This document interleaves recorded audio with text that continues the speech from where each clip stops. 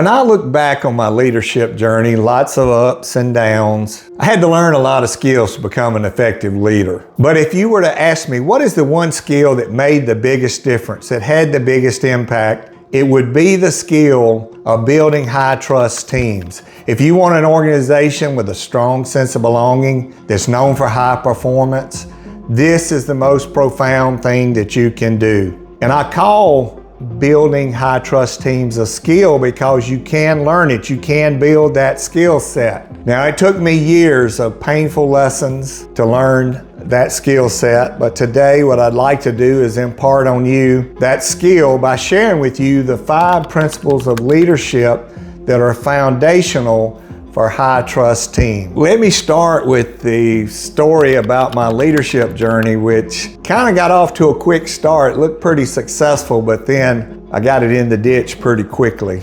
I really had quite a few struggles in my 20s, 30s, and even early in my 40s. I received a lot of leadership opportunities. I got promotions and led new teams, probably because I was known for getting results. But as I noticed, the bigger my teams got, the more opportunities I got, the more leadership problems I had, the more leadership struggles I had. And in fact, my effectiveness and my influence went down, not up. And I believe it was because I was so focused on those results. And in that, one of my big assumptions was everybody's competitive like me. They want to be the best of the best. And I've got a spoiler alert for you. That's not true. When I look behind me, half my team was ready to run to the finish line. The other half was waiting to understand why before they wanted to move. So I really was creating some silos. I started to notice that there was much more stress in our teams. We started having some miscommunications. We missed some client deadlines. We lost some talent along the way, and things were not going well at all. And I was noticing my desk was getting busier and busier because everybody's problems were getting dumped on my desk. And so this went on until I came to what I call a defining moment. Maybe you could call it a breaking point, because it was a very important time where I had lost a couple of team members that were very, very vital to our team. They were very good at what they did. And then I got that call from our biggest client, a client that spends over $1 million a year with us, that said, "Hey, Joey, we're not happy. We're going to be moving our work away from your team over the next 6 months." That's when I called time out. I said, we have got to fix this performance problem. We've got to find out what's going on with this team. So I did a little search, hired a facilitator. We obtained a bunch of feedback, and we went off site for 2 days to work on our team. And when we got there to the retreat, of course, I was expecting to find a lot of things, A, B, C, D, that we needed to do, but most of the feedback was about me and about my leadership. And this is very vulnerable for me. It was at that time. I totally broke down in front of the team because I became very aware that I had failed. I had failed them. I'd failed in my leadership, and I owned that with them. I said, look, I have failed this team. I've become the bottleneck for everything that we want to do. I'm the reason we don't have the trust we need in this team. And I promise you, if you'll give me the opportunity, I'll go to work on it. And that's exactly what we did. I hired the facilitator as my personal performance coach. We got some more specific feedback for me to work on, came up with a development plan, and in that process along the way, he checked in on my progress with the team. So had a lot of accountability built into that. Now, in my development plan, we identified 5 principles of leadership that transformed everything, that really got us back on the right track. And these are the 5 principles of leadership that are foundational for all high trust teams. And that's what I want to share with you today. And the reason that I feel so compelled to share it is because it changed everything in our team. We saw our joy come back. We saw the stress level go down. We began to feel that magnetic energy again. People wanted to be, our performance went up, our clients got happy. We became a very high performance team, and it was all built on that high trust. As we saw the trust grow, not only in me and my leadership, the trust grew in everybody on the team and how they trusted each other. So as we got things on track and the team started going, we started having exponential growth, started getting more clients, more team members. It brought more opportunities of leadership to me.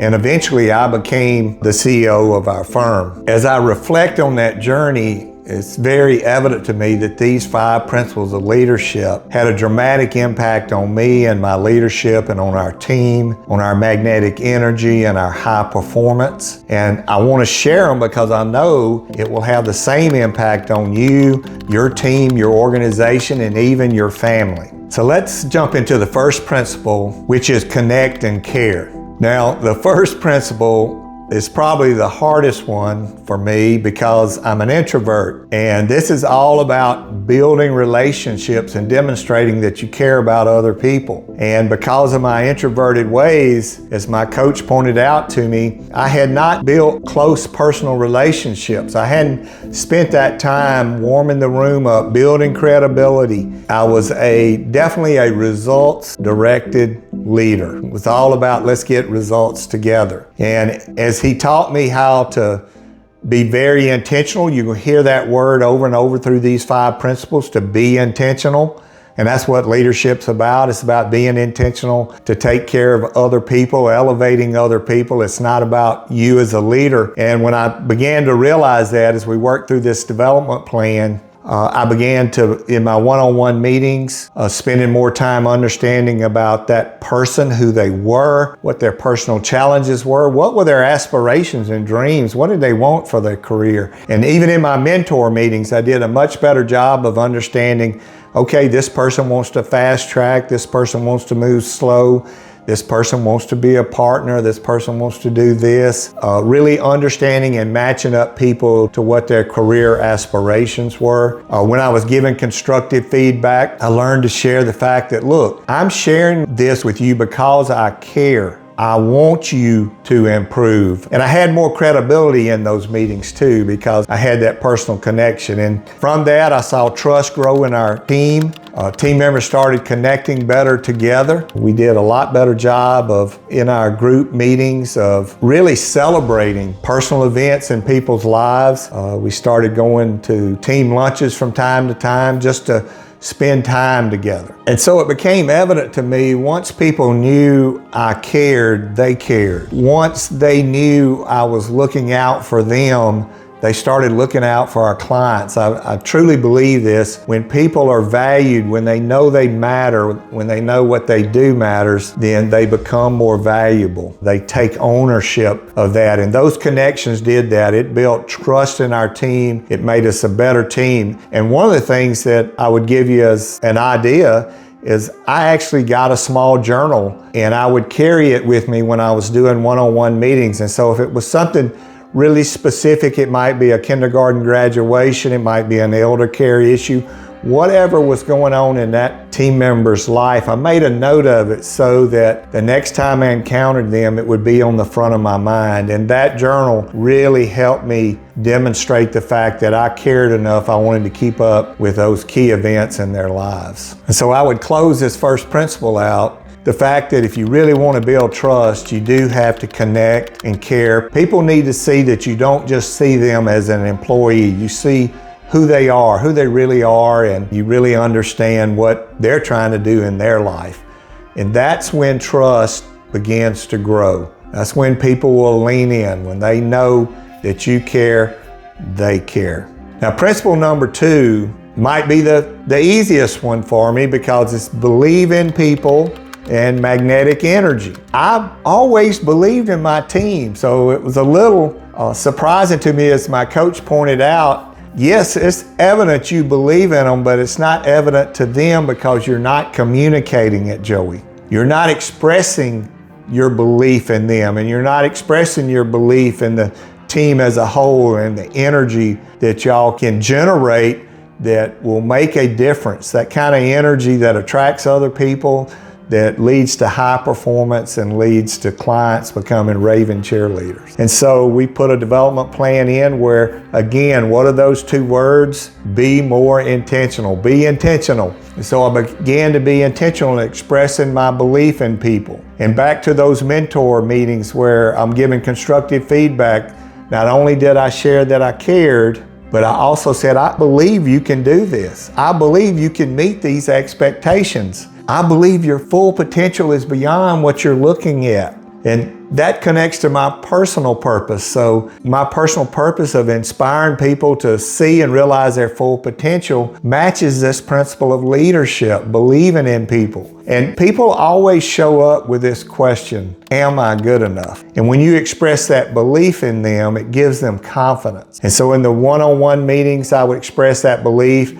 In our group meetings, I would talk about my belief in the team. I'd talk about the energy I was seeing and how we were moving forward with that energy. And as a result of this, confidence grew, trust grew, connections grew. People didn't get hung up. They weren't having as much self-doubt. They started to be more creative. They started to bring and open up more because they had confidence. They started to take more risks. You have to take risks to reach your full potential. So our real insight here is that beliefs affect your words and actions. And so when you have that belief and you're expressing it, it becomes magnetic. It really does. It grows confidence and helps everybody with their self-confidence, and it grows confidence within the team. And again, we began to see team members trusting each other more and having confidence in each other. You know, as we wrap this principle up, a great way of thinking about it is moving people from, am I good enough, to let me show you how good I am. Principle number 3 is one that I love because I've always been a grateful person. So principle number 3 is gratitude. And again, this was confusing to me. It also turned out to be pretty easy for me to do. It was confusing because I've always felt gratitude for my team members, for the blessings we have, for my life, my health, my family. I thought about gratitude as a feeling. And what I learned is gratitude is a discipline. It's really even a skill. Gratitude is a discipline because it's not just when you feel it. It's a mindset, and you can learn to be grateful and to be in whatever situation you're in, there's something to be grateful for. And what happened is I became more intentional, be intentional. I was more intentional about expressing that gratitude, and I would do it one-on-one. I'd do it in the team meetings. I'd write personal notes, emails, some notes. For a while there, I'd write a special note once a week to a team member, which is a great be intentional tidbit that would help you move forward with this leadership principle. But what I noticed as we began to do that is everybody's light came on. They started seeing the things they were grateful for. They started expressing gratitude to each other. And here's something really neat about gratitude. It takes care of 2 of the other problems we already talked about. It helps connect people. When somebody appreciates you, recognizes you, you feel more connected to them. And the other thing is it gives you confidence. It helps you step through that barrier. Am I good enough? So gratitude is extremely powerful as it helps connect, it helps confidence, and it is just a great way to live. We actually made it a core value of our team. So as we close out gratitude, remember this, it's not about being polite. It's about being intentional. It's about being disciplined. And it's about communicating your gratitude. And it does grow trust, it grows unity, and it helps people step through those personal barriers. So make sure you use gratitude as one of your principles of leadership. Hey, by the way, if you want to learn more about my leadership philosophy, if you want to learn more about creating high trust teams, creating a magnetic workplace culture, I'd encourage you to grab a copy of my book, Leading with Significance. You can get it at Amazon. You can actually click on the link at the top of the description of this video. The 4th principle is transparency. And this is a big deal. And this one probably made me mad because I thought I was a pretty transparent leader. I knew I was sharing more things than other leaders were sharing with their teams. So I felt very transparent. But as I got to work with my coach and got to analyzing what I was sharing and not sharing, I was sharing all the good news, but I was not necessarily sharing bad news. If we weren't making progress like we needed to, I wasn't always talking openly about that. I was not vulnerable as a leader in being transparent about me and being open, helping people to know who I was and what am I thinking? Do I have a hidden agenda? All of those things, when we're not transparent about the things that really matter, then when you have that gap, it's filled up with negativity. It's filled up with assumptions. And I can promise you, they're not usually positive assumptions. Really thinking through what you need to be transparent about and being very timely with that is important. So as I worked in my development plan, I started sharing more and more both good news and bad news and trying to be very timely with that. Obviously, in leadership, there's going to be things you can't share. If I couldn't share something, I might say why I can't talk about this or that. The other thing about transparency is I started asking feedback. What would you like to know more about? What do you feel like you're in the dark about? How can we share more information that helps you feel good about where you're at and that you're included and that you're an important part of this team? And that's actually what happens when we're not transparent is people start to feel like they're not important and they're not included. That creates distrust.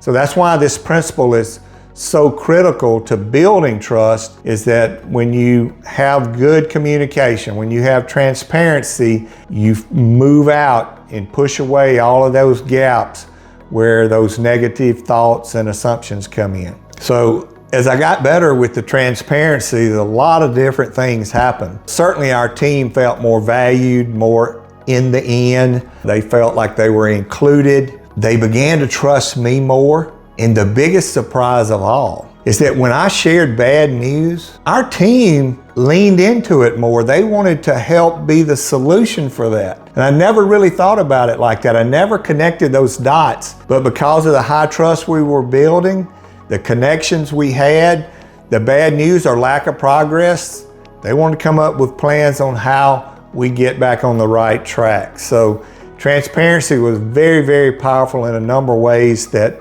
I had not even thought about, and it certainly made me a more credible leader. It'll make you a more credible leader.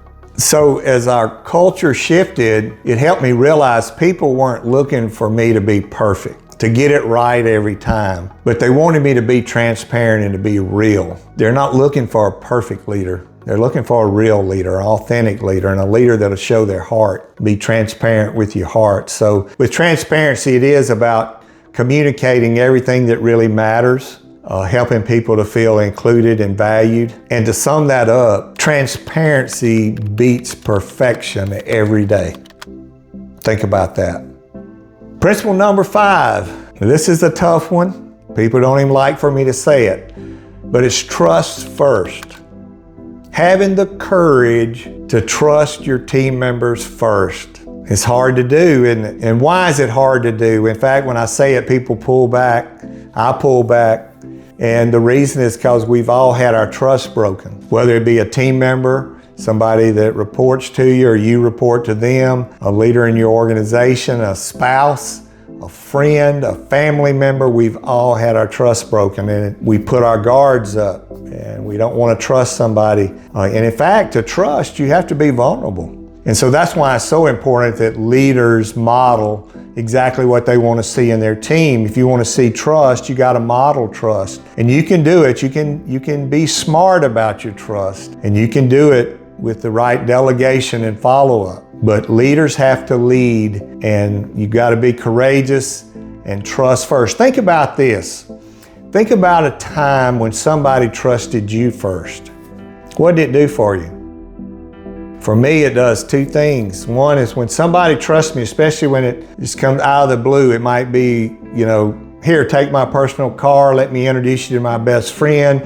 Here's my biggest client, call them to talk about it. Whatever it was, I leaned in. I wanted to be worthy of that trust. And you do too. When I trust you and I'm out there vulnerable, you lean into that. You want to be worthy of that trust. The other thing that happens is I'm more apt to trust that person now. I move them up on my trust ladder.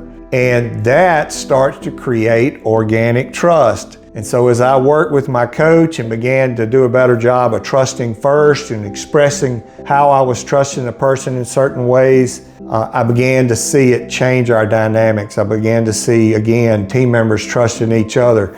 And we came up with a rule which we called providing the benefit of good intentions. In other words, things are still going to go wrong, but we approach those things by giving the team members involved the benefit of good intentions. In other words, doing that before we judge. In other words, let's have curiosity. Let's seek to understand what happened here.